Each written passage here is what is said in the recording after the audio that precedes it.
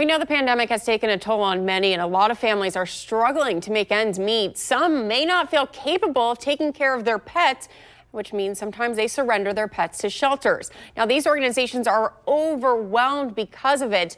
Joining me now, Dr. Christian Broadhurst with Clay Humane Society. So, Dr. Broadhurst, first of all, talk to me a little bit about what exactly the shelters are seeing with these surrendered animals.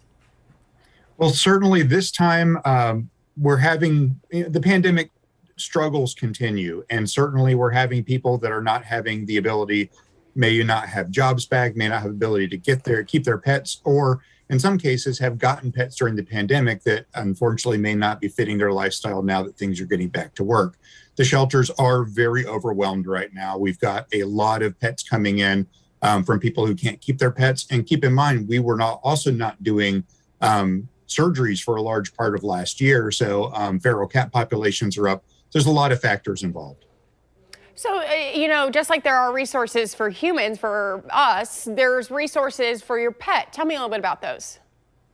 Well, one of the most important things is that we have food banking. There are places around, there are food banks, sometimes associated with human food banks, sometimes associated, purely as pet food banks, where if you are in need and you feel like the only thing keeping you from owning your animal is the ability to afford food, that can help.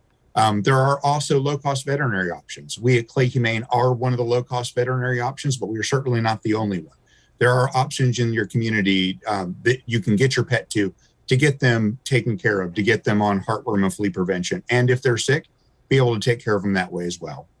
I haven't really heard of these pet food banks before. Say I'm someone who has some extra pet food at home and I want to donate them. What do you recommend? I would call your local shelter and find out where they recommend. Some shelters have their own food banking.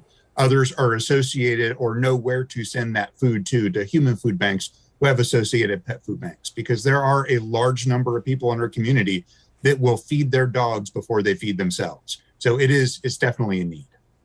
Talk to me a little bit about if, say, listen, I need to surrender my pet. I just can't do it anymore. There's more options than just bringing them to a shelter. Yes, and sometimes it is a sad reality that people are unable to keep their pets, but surrendering them to a shelter is not the only option.